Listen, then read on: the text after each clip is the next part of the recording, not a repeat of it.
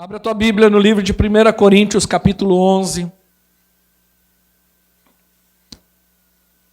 Irmãos, a partir dessa semana também você pode ter internet, acessar a internet aqui, de graça, fazendo check-in no Facebook. Então, quando você chegar no prédio da igreja, você faz check-in no Facebook. Lembrando que toda vez que você está num ambiente que você tem que fazer check-in no Facebook, é sempre limitado a um tempo, né?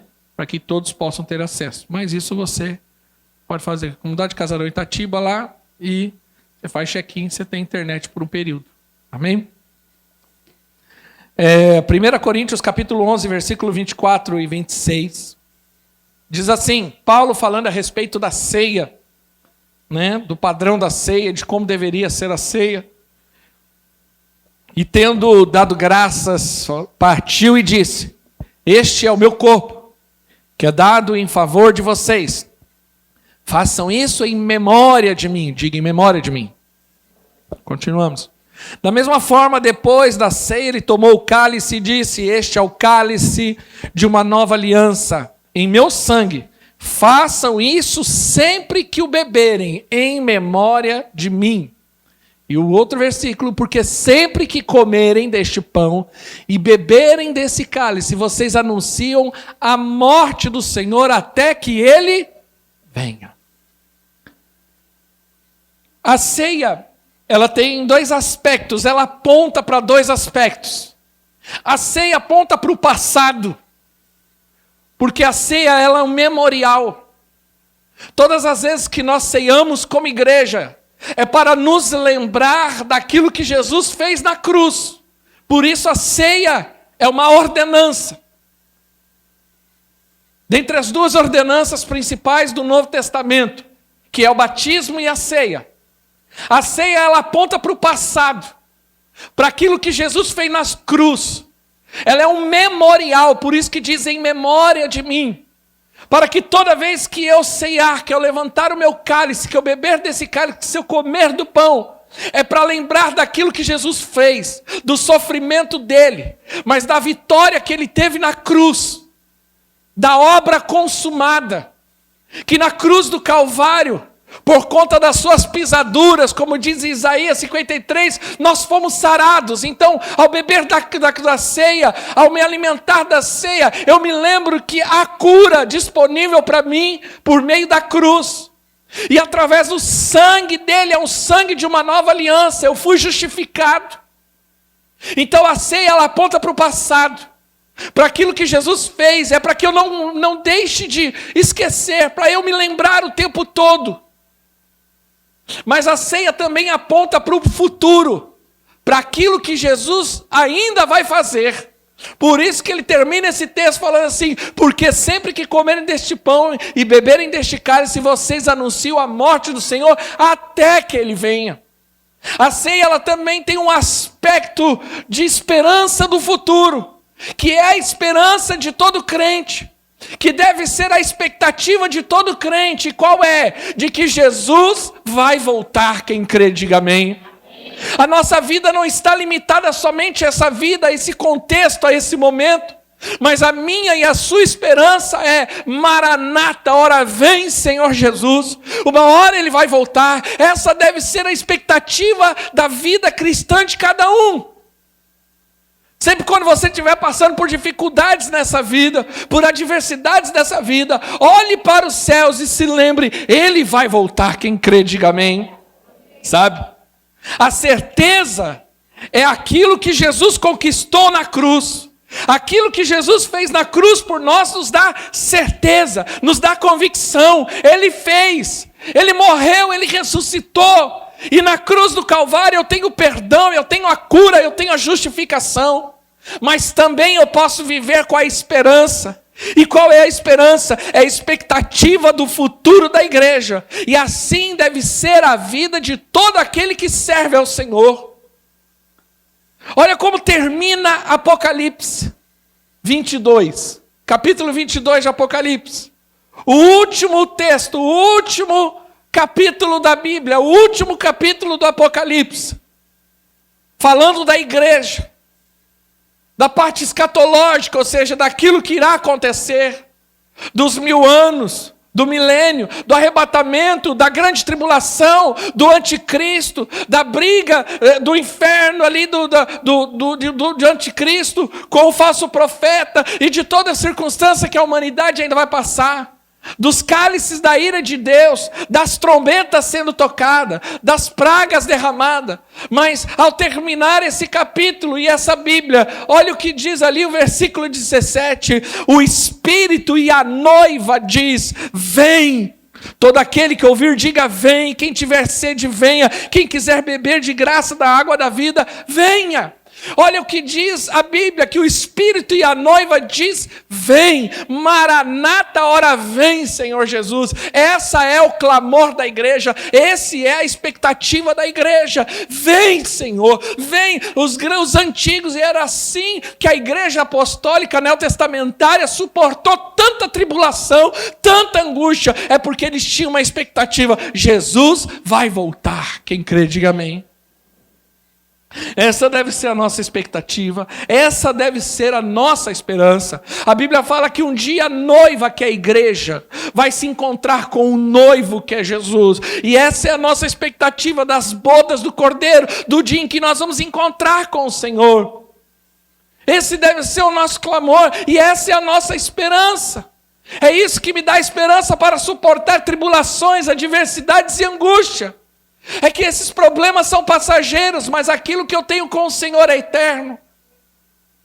Essa deve ser a nossa expectativa, mas dentro desse assunto, nós precisamos também aprender algumas coisas, porque há muita confusão, há muita falta de entendimento. E eu queria ser bem claro e objetivo hoje a respeito disso. Eu quero falar um pouco hoje, semana que vem eu vou ter que falar um pouco mais, porque não tem como falar tudo hoje, ainda temos ceia do Senhor. Mas eu queria compartilhar com vocês um texto. Abre comigo em Mateus capítulo 24, versículo 36. Mateus 24, 36. Jesus, no livro de Mateus, o capítulo 24 e o 25, ele é um capítulo completamente escatológico. É Jesus falando do que iria acontecer. Ele já começa com o questionamento dos discípulos, dizendo: Senhor, quais são os sinais? Como que a gente vai compreender isso? E Jesus começa a falar ali no capítulo 24 a respeito disso. Ele fala: olha, tome cuidado para que ninguém vos engane. E aí ele vai trazendo todo um contexto. O capítulo 24 ele é dividido em duas partes. Ele tem uma palavra específica para Israel e depois ele tem uma palavra específica para a igreja. São dois contextos. Você não pode trazer tudo que está escrito no capítulo 24 e contextualizar para a igreja. Há uma palavra específica para Israel, mas há uma palavra específica para a igreja, para o futuro da igreja. E olha o que diz aqui o versículo 36 em diante. Quanto ao dia e a hora, ninguém sabe. Então Jesus já começa dizendo, porque Jesus começa a falar do que irá acontecer, da grande tribulação, do falso profeta, do anticristo, da tribulação que a humanidade vai viver, do governo do anticristo que não vai ser fácil. E ele começa a falar de tudo isso, está falando da volta de Jesus, que vai ser como um piscar de olhos, e todo esse contexto que a gente começa a imaginar, você fica até um pouco assustado. Eu sei que tem crentes que até ignoram esse tipo de conhecimento, porque falam: não, eu prefiro nem pensar nisso, mas ao contrário, a Bíblia fala que nós temos que estar o tempo todo pensando, porque é isso que nos dá esperança. Nós estamos vendo aí um movimento, eu vou dizer assim, tudo isso que a gente tem visto no mundo acontecer, fome, guerra, peste, potências se levantando, potências caindo. Tudo isso é um pano de fundo para a manifestação do anticristo. Isso é uma preparação para que o anticristo manifeste, porque ele vai precisar, vai ter que acontecer, mas ele precisa preparar a humanidade. O mundo está sendo preparado. O que nós vimos esse ano, é claro, é evidente que isso aqui tem dedo de Satanás. Isso aqui não é um acaso, não é só um vírus. Esse negócio de lockdown, fecha tudo, controle. Agora você não precisa mais sair de casa, o controle hoje financeiro daqui nos próximos anos vai acabar a moeda, você não vai ter mais dinheiro de papel. Tudo isso é para ter controle. Hoje você não consegue andar 1 quilômetro sem que de alguma forma você não seja rastreado. Hoje você não consegue gastar R$1.000 se isso não for rastreado. Tudo, o governo está pegando, está entrando em controle de tudo. Tudo isso é uma preparação para o anticristo. É para uma forma de governo mundial. Você percebe as nações brigando entre si, tudo isso na verdade é um pano de fundo para uma preparação para que o anticristo se manifeste. Há sinais evidentes que isso está acontecendo e nós não podemos ignorar isso, igreja. Nós não podemos, o problema é que a igreja está ignorando e a igreja não pode ignorar. E aí Jesus começa a falar, olha, quanto ao dia e a hora ninguém sabe, nem os anjos do céu, nem o Filho do Homem, senão somente o Pai. Então, nós precisamos entender, olha o que o texto continua dizendo. Como foi assim nos dias de Noé, assim também será na vinda do Filho do Homem. Pois nos dias anteriores ao dilúvio, o povo vivia comendo e bebendo, casando-se e dando-se em casamento, até que o dia em que Noé entrou na arca. E eles nada perceberam, até que veio o dilúvio e os levou a todos. Assim acontecerá na vinda do Filho do Homem. 2 homens estarão no campo, um será levado e outro deixado. 2 mulheres estarão trabalhando no moinho, uma será levada e outra deixada. Portanto, vigiem, porque vocês não sabem em que dia virá o seu Senhor. Deixa aí por enquanto. Então, para que nós possamos entender isso e não haja muita confusão, eu quero ter uma palavra profética para a igreja hoje. Uma palavra de despertamento. Nós estamos aqui nesse período de 21 dias de jejum e oração. Nós estamos jejuando pelo encontro, nós estamos jejuando pelo Projeto Kids, nós estamos jejuando, na verdade, por um avivamento, por um despertamento. Por quê? Porque eu tenho visto, infelizmente, muitos apáticos. Muitos irmãos e irmãs envolvidas com circunstâncias, ansiosos, preocupados. Tão desesperados que estão se tornando apáticos, crentes apáticos. E nós estamos aqui, eu estou me levantando aqui como um profeta para repreender esse espírito de apatia espiritual sobre a igreja. O que nós estamos clamando é por um avivamento, um despertamento. Agora nós precisamos aprender algumas coisas. Primeiro, o dia e a hora. O próprio Jesus falou dia e hora, ninguém sabe, senão Deus nem anjo sabe. Então nós também não podemos ficar fazendo conta e falando, não, vai vir, porque infelizmente todos que fizeram isso quebraram a cara. Não, Jesus vai voltar, já tem uma data. Olha, 24 de dezembro de 2022. Entendeu? Aí vai chegar 24 de dezembro, não era essa data, Deus falou comigo agora outra, mudou, Deus mudou, porque Deus é confuso, né? Eu sou muito relutante, irmãos, com esse negócio de Deus falou comigo. Eu tenho uma certa relutância. Por quê, pastor? Eu sei que Deus fala, mas calma aí. Não, Deus falou comigo que agora tem que pintar o cabelo de roxo. E agora, aí Deus falou comigo agora que eu tenho que usar roupa preta. Peraí, não banaliza também, né? Não banaliza as coisas de Deus. Toma cuidado. Né? Se Deus falou comigo. Depois você passa vergonha. Agora, nós não podemos ser enganados. Eu vou falar sobre o espírito de engano semana que vem. Mas nós não podemos ser enganados. A única orientação que nós temos para isso é vigiai. Estejam atentos. Não é para a gente ficar fazendo conta, ou, é que se juntar 7.000 com 6.000, nós não estamos aí na iminência. Não, é porque eu acho que só tem mais 7 anos, porque só tem mais 10 anos. Eu não sei, nem Jesus falou, nem eu sei, só Pai sabe, só Deus sabe. O erro de alguns que começam a gostar desse assunto, a estudar desse assunto, né, começa a fazer conta demais. Não, porque aqui, e aí ele fica, nossa, vai voltar. Não é isso. Não é para esse caminho que nós devemos entrar. O caminho que nós devemos ter, o comportamento como nós devemos ter como igreja do Senhor é vigiai e orai. Estar atento. Nós não podemos ser enganados. Na história da igreja, nos últimos séculos, muita gente se levantou aí. para dar datas. Aí as pessoas vendiam tudo, porque se eu já sei a data, para que eu vou fazer? Não, então eu não vou mais trabalhar. Eu não vou mais estudar. Eu não vou mais planejar. Eu não vou mais ter perspectivas. E Jesus vai voltar o ano que vem, para que eu vou ficar matando a faculdade? Tá louco? Eu já não gosto daquilo. Você entende? Qual que é o perigo? Então vamos fazer o seguinte, vamos alugar uma fazenda e vamos ficar todo mundo lá na fazenda só cantando aleluia, glória a Deus, esperando Jesus voltar, porque ele tem mais 12 meses só. Esse é o perigo, e isso aconteceu na história. A carta à igreja aos Tessalonicenses foi escrita justamente para isso. Nós precisamos entender o seguinte, a vida do crente é a seguinte, eu estou com o pé na terra, mas meu coração no céu. Os pés estão no chão. Sabe o que é pé no chão? Calma, pezinho no chão, mas não viaja não. Né? Tem um pessoal que viaja na maionese. Não viaja. Pé no chão. Continuo vivendo minha vida, continuo fazendo minhas coisas. Mas os meus olhos estão no Senhor. Amém? Olha que interessante.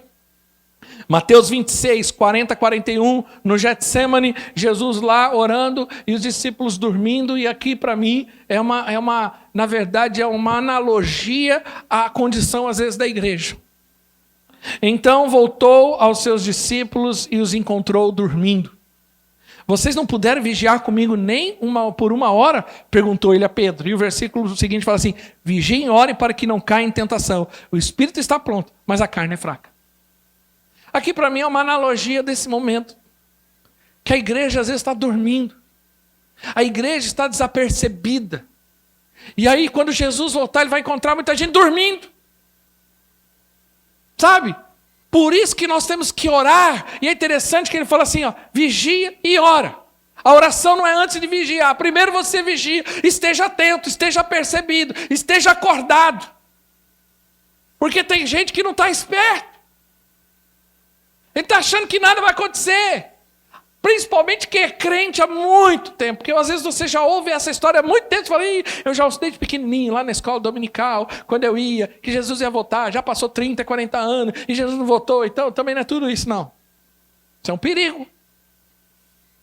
Vigia, ora. Ou seja, por isso que nós temos que ter uma vida de oração. Porque a nossa vida de oração, ela vai nos deixar sensíveis ao Espírito.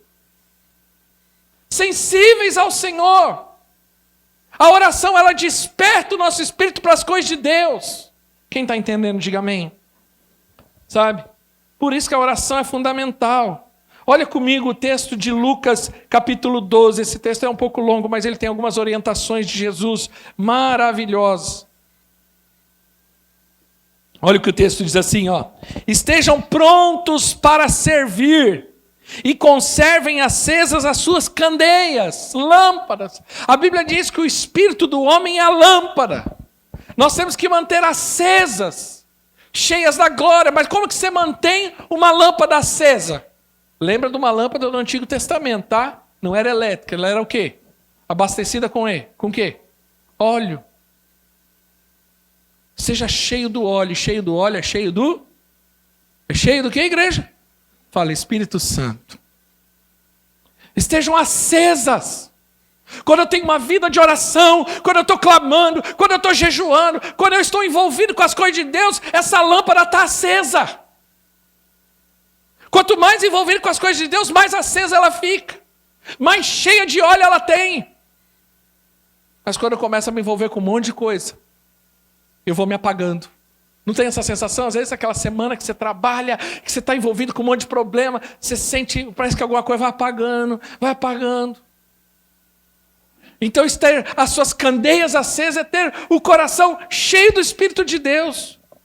Estejam prontos para servir e conserve acesas as suas candeias, com aqueles que esperam o seu Senhor voltar de um banquete de casamento, para que quando ele chegar e bater, possam lhe abrir a porta imediatamente. Então o servo ficava lá com a lâmpada, esperando o Senhor chegar. E ele ficava na expectativa, ele vai voltar. Eu não posso dormir. Eu tenho que ficar esperto, porque na hora que ele bater, eu vou correndo lá e vou abrir para ele entrar. Mas se eu estiver dormindo, desapercebido, o meu Senhor vem e eu não percebo. Felizes os servos cujo Senhor os encontrar vigiando. Quando voltar, eu lhes afirmo que ele se vestirá para servir, fará que se reclinem à mesa e servi-los, mesmo que ele chegue à noite ou de madrugada. Felizes os servos que o Senhor encontrar o quê? Preparado, diga preparado. Tem que estar preparado. Entendam isso. Se o dono da casa soubesse em que hora viria o ladrão, não permitiria que a sua casa fosse arrombada.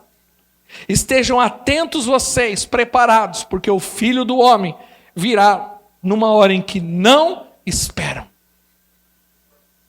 Se alguém fala assim, eu fiquei sabendo que com um cara aí, um ladrão aí da quebrada falou que vai entrar na tua casa.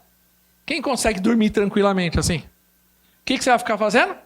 Acordado com um taco de beisebol, só esperando o safado pular para dentro. Fica ali, só no portão esperando. Escondidinho. Pula. Ele vai pular com um pé e vai sair com dois. Não é assim? Não, vou dormir, estou tranquilo. Não. Eu tenho que estar preparado. Eu tenho que estar atento. Porque o texto termina dizendo que, porque o Filho do Homem virá numa hora em que não esperam. Por isso que nós temos que tomar cuidado. Que já é o segundo tópico.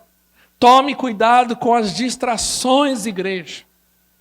Primeiro eu estou dizendo vigia, igreja. Vigia. Abra os olhos. Perceba o ambiente espiritual, a circunstância espiritual. O Éder acabou de falar. Nós não podemos olhar para tudo que está acontecendo ao nosso redor e não enxergar de forma espiritual. Ah, pastor, mas tem gente que espiritualiza tudo. Eu prefiro aqueles que espiritualizam tudo daqueles que não espiritualizam nada. Porque o que espiritualiza tudo você ainda filtra. Mas o que não espiritualiza nada é difícil fazer ele enxergar. Ele nunca consegue conectar as coisas. Ele nunca consegue ver que a nossa luta não é contra a carne nem contra o sangue, mas é contra principados e potestades das regiões celestiais. Ele nunca consegue discernir que as armas da nossa milícia não são carnais, mas sim poderosas em Deus, para a destruição de fortalezas, como diz Paulo. Mas o espiritual, ele discerne, ele percebe. Ele olha o jornal. Eu falo isso, eu hoje assistir jornal é ter percepção da Bíblia. Não tem como. Você abre o jornal, fome. Você abre o jornal, peste. Você abre o jornal, guerra. Você fala, meu Deus, é o que eu li ontem. É só ter essa percepção. O amor de muitos esfriaria. Você fica perplexo em ver o comportamento humano. A corrupção humana chegou a tal nível na nossa sociedade em que aborto é comum, pedofilia está se tornando algo comum. Ou seja, o comportamento humano é o pecado no ápice do homem. É a manifestação mesmo do 666 lá. O homem no centro de todas as coisas, Deus sendo ignorado o tempo todo. Nós vimos o que aconteceu no carnaval esse ano, Jesus ali, o que eles fazem com a figura de Jesus. Nós estamos vendo atentados na Europa, pessoas sendo degoladas dentro de igreja só porque creem de forma diferente. Isso na Europa, a gente olhava isso alguns anos atrás, acontecia no Oriente Médio, mas isso já está batendo no nosso quintal. Que a igreja precisa estar apercebida, acordada. Essa semana aqui, nós vimos aqui, pela graça de Deus e por conta de políticos com comprometimento, não passou lá um projeto de lei que ia misturar todas as crianças dentro do banheiro das escolas. E se nós não fizermos a coisa certa nesses próximos dias, isso aí vai descer goela abaixo da minha vida e de você. Então não tem como, igreja, a gente não ter percepção espiritual olhando tudo isso. É o espírito do anticristo já se manifestando, preparando o terreno para que ele se manifeste de fato. Mas outra coisa, irmão, nós precisamos ter cuidado com as distrações. Mateus 24 de novo, 37. Olha o que Jesus faz ali, ó. Como foi nos dias de Noé, assim também será na vinda do Filho do Homem. Qual que foi a orientação de Deus a Noé? Constrói uma arca, vai vir um dilúvio. Nunca tinha chovido, o texto diz. Então quando Noé começa a construir o barco, fala, olha, vai vir uma inundação. O que muita gente fala? Para de besteira, rapaz. Pare de ser idiota.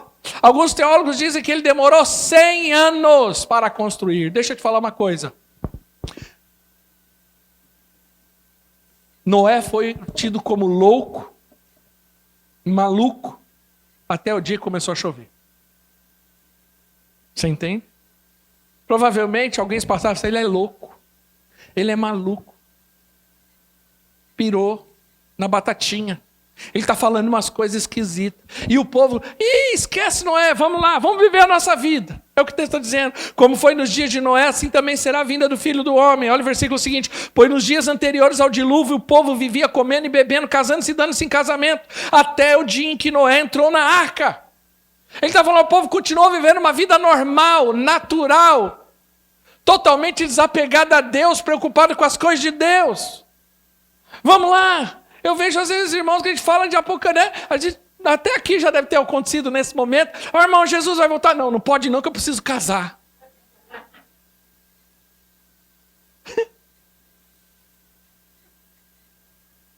Não, segura aí, Jesus, dá uma segurada aí que eu preciso passar pelo menos para a lua de mel. Você vê? Mas isso só revela o quê? Um coração. Não, eu preciso trabalhar. É a desculpa que muita gente dá para não servir o Senhor, para não adorar a Deus. Não, eu tenho que trabalhar, eu tenho minha profissão, eu tenho que pagar minha casa, eu tenho que resolver minhas coisas, eu tenho minha empresa, eu tenho meus negócios, eu tenho minha família, eu preciso ser feliz, eu preciso curtir. Depois eu resolvo esse negócio. Então até o dia em que chover. Pois nos dias anteriores ao dilúvio, volta lá, o povo vivia comendo e bebendo, casando-se e dando-se em casamento, até o dia que entrou na arca. E aí o que aconteceu? E eles nada perceberam.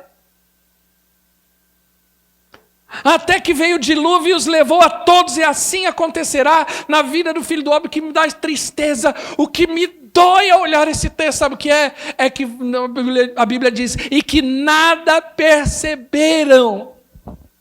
No dia do arrebatamento, nós lemos ali nos textos anteriores, vai ter dois, um vai ser levado e o outro vai ficar. Vai estar dois aqui, um vai ser levado e o outro vai ficar. Sabe o que vai acontecer? Vai ter gente que nem vai perceber. Não é uma coisa que fala assim, meu Deus, o arrebatamento aconteceu hoje, não. Vai ter dia que vai falar assim, você está sabendo que sumiu um povo aí, aqueles malucos que ia para a igreja, falava de Jesus, e isso e aquilo. Eu nem percebi. Porque tem gente que não vai perceber. Porque ele está tão envolvido com essas coisas. Não, eu não posso ir no culto hoje, porque eu tenho que trabalhar, porque eu não posso ir na célula, porque eu tenho que fazer isso, eu não posso servir a Deus, porque eu não posso liderar, eu não posso, porque eu tenho coisa a fazer, eu tenho minha vida, então.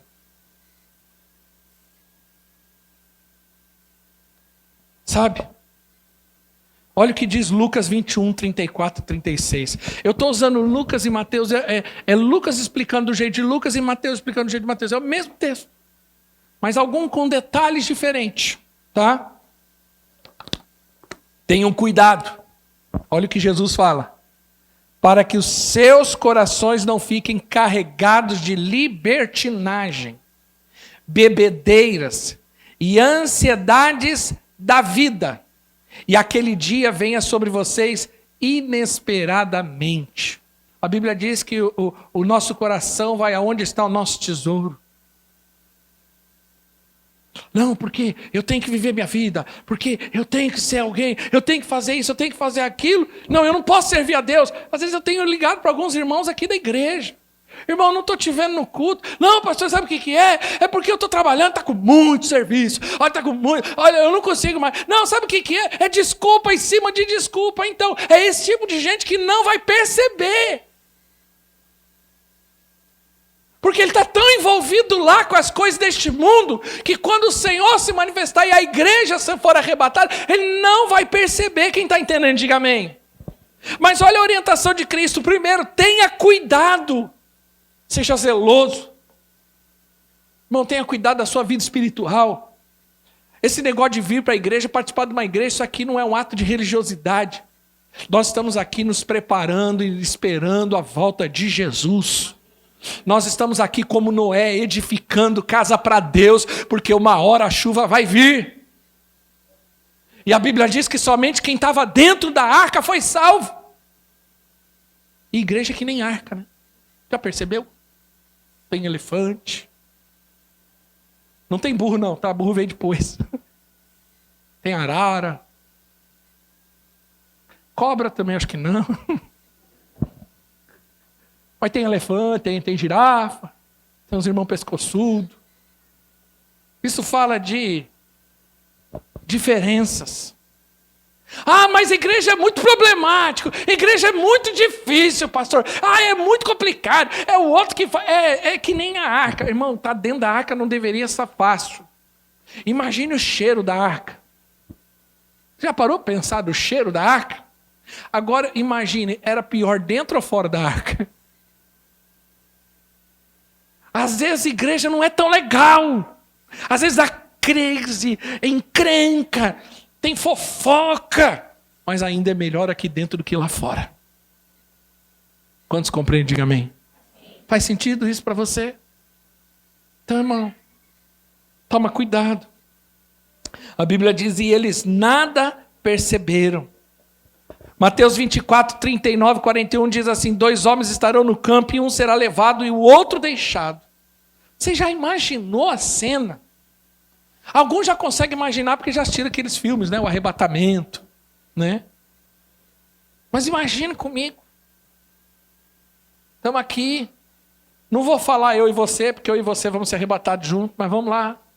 Você está lá no mercado, passando lá no caixa, as compras, né? Com aquela angústia, será que o cartão vai passar ou não? Dá desconto, né? Você vai aqui meio aflito, olhando ali para as contas. Na hora que vai passando ali, ela vai tof, e o negocinho só aumentando. Você vai olhando ali. Ô moça, segura um pouco aí. Aí você começa a fazer conta na cabeça, quanto você tem, quanto que tem no cartão, né? Não é assim a vida de alguns aqui? É, irmão. Tá vendo? Isso não é só você que sofre. E aí a gente tá lá, aí daqui a pouco, irmão, vai fazer pum, acabou. Na hora que você der o cartão para a moça vai ficar olhando o cartão. Cadê aquele moço que estava aqui? Foi. Eu me lembro, perto da minha casa tinha uma família de cristãos, quando eu era garoto. Eu não era cristão ainda. Mas tinha um adesivo no carro que sempre me chamou a atenção, e até hoje. Porque eu ficava olhando para aquele adesivo, ficava pensando por quê. Porque falava assim, no dia do arrebatamento, esse carro vai ficar desgovernado. Você sabe que às vezes eu fico pensando nisso, eu estou andando de carro. Eu fico pensando, se for agora, onde vai parar esse carro?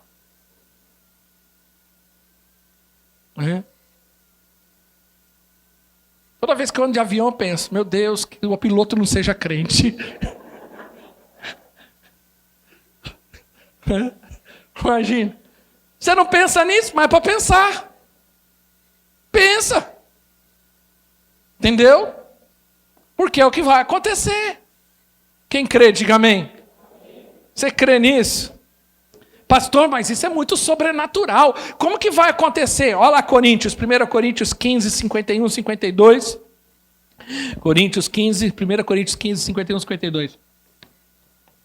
Eis que eu lhe digo o que é isso? Fala, mistério. Pois você pode pesquisar na Bíblia, no Novo Testamento, tem alguns mistérios. Mistério é mistério. Então tem coisas que Deus não vai ficar explicando muito. Tá bom? Tem, eu acho que 4 ou 5 mistérios. Né? Tem mistério. Então já não, eu quero saber, eu vou. Não adianta você. A Bíblia já fala, é um mistério. Você vai entender parcialmente. Mas você nunca vai entender completamente. Eis que eu lhe digo um mistério. Nem todos nós dormiremos. Dormir na Bíblia não é dormir literalmente, ok? É o quê? Morrer. Amém? Mas todos seremos o quê? Transformados. Olha o que o texto diz. Num momento, num abrir e fechar de olhos, é num piscar de olhos. Dá uma piscadinha aí, ó. Foi. Num piscar de olhos. Ao som da última trombeta. Aí você já pode em Apocalipse estudar as trombetas. Ao som da última trombeta, tinha um pastor que conhecia que ele falava assim, ele falou, eu acredito tanto que a gente está quase sendo arrebatado, que ele falou, eu acho que o anjo que cuida disso já está assim, ó, só olhando para Deus com a trombeta na mão assim, só esperando, né? Só olhando para Deus, Deus fala assim, e tocar trombeta. Oh, aleluia, também espero. Né? Esses dias falaram, olha pastor, ouviram o som de trombetas em Israel. Quem viu isso aí no YouTube? Alguns viram? Começou a vir um som de trombetas. Eu falei, eu acho que não tem nada a ver com a gente. Por quê? Porque se tivesse, eu não estava aqui. Enquanto eu estou ouvindo ela demais, não tem alguma coisa errada. Mas não tem que tomar cuidado. Esses dias, eu saí do mercado com a minha esposa. Vou contar. E ela entrou no carro. E eu fui passar por trás do carro, caiu um dinheiro meu e eu fiquei ajoelhado atrás do carro, procurando a moeda. E um tempão, porque a moeda ficou embaixo do carro, escuro, eu cego, e eu tentando, então eu fiquei um tempo. Ela entrou no carro e falou, cadê o Ricardo? Cadê o Ricardo? Ele foi arrebatado, e eu não fui. Ela entrou em desespero, na hora que eu abri o carro, eu falei... Porque quando você tem essa expectativa, é mais ou menos assim que você vive. Pastor, é loucura. Não é loucura, é a nossa esperança. Quem vai ficar quando Jesus voltar? Ah, vocês estão espertinhos, né? Vocês estão... tá bom. Aí tem igreja bem treinada, é outra coisa, né? A trombeta soará. Os mortos ressuscitarão incorruptíveis. Sabe aquele povo que... foi cerrado no meio, queimado, eu não sei, algo sobrenatural vai acontecer, que vai começar a juntar pedaços do corpo de um de outro, e você vai perfeito para o céu. Pastor, aquele dedinho que eu perdi, vai voltar. Entendeu? O dente, vai voltar, você vai chegar sorrindo. Entendeu? Eu perdi um braço, vai voltar. Mas e os que foram queimados? Vai juntar lá as moléculas de forma sobrenatural. Só sei que vai estar inteirinho lá. Ressuscitarão incorruptíveis. E nós seremos o quê? Transformados. Vai acontecer um negócio aqui que eu não sei como que vai ser, é mistério. Não adianta ficar, não, vou virar o fantasminha, não sei o que vai ser. Alguma coisa vai acontecer. Esse corpo corruptível vai ser incorruptível. Né? Acho que o versículo seguinte, deixa eu ver o que fala. Pois é necessário que aquilo que é corruptível se revista de incorruptibilidade, e aquilo que é mortal se revista de imortalidade. Ah, irmãos, eu anseio por esse dia. Quem anseia, diga amém. Amém. Imagine, você está ali e começa com... Na hora que eu vejo, eu já estou no céu, porque é assim que vai acontecer. Não é Jesus que vai voltar, isso é outro momento que eu vou falar. A igreja será arrebatada, a igreja vai subir e vai encontrar com o Senhor no céu. Esse momento, ele é mistério, não sabemos o dia e nem a hora, como é que vai acontecer, mas vai acontecer em nome de Jesus. Sabe? Mas a grande tristeza é porque tem gente que ainda não vai perceber esse dia. E a última coisa que eu queria falar, estejam preparados. Mateus 24:42 diz assim, portanto, vigiem. Vocês não sabem o dia que virá o seu Senhor. O que é vigiar? É ser cauteloso. O louvor pode subir. Vigiar é ser cauteloso. Eu estou vigiando, eu estou atento. Eu estou apercebido. Entendeu? Eu estou ali. O meu coração está assim, ansioso. Meu coração está empolgado com isso. Às vezes eu paro, eu confesso aos irmãos, que às vezes eu estou parado, eu começo a olhar para o céu e fico imaginando. Podia ser agora, né?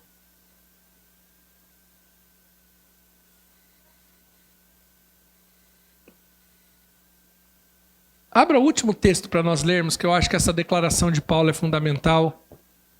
2 Timóteo, capítulo 4, versículo 8, quando Paulo fala que está próximo da sua morte, que ele fala combati o bom combate, toda aquela história.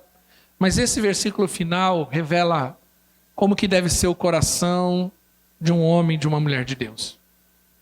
Agora me está reservada a coroa da justiça, que o Senhor, justo juiz, me dará naquele dia.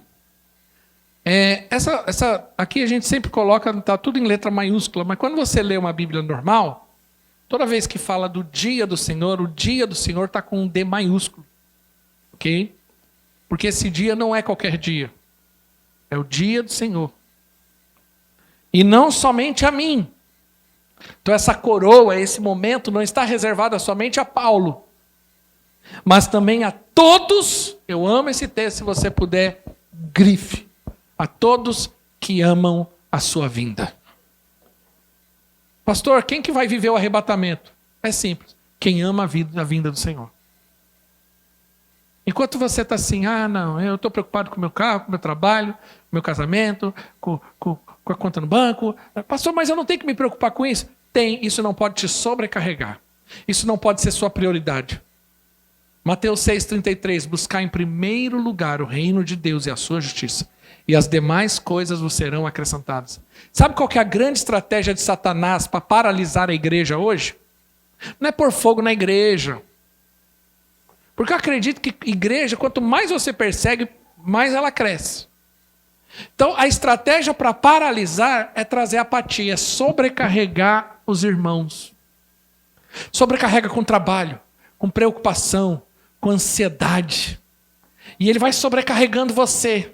E ele vai sobrecarregando, e aquilo vai, né? E cada dia ele vai colocando, ele não coloca tudo de uma vez, porque se você vier e colocar 50 quilos nas costas de alguém, às vezes ela não aguenta. Mas se você colocar 1 quilo, amanhã mais 1 quilo, amanhã mais 1 quilo, ela vai se acostumando.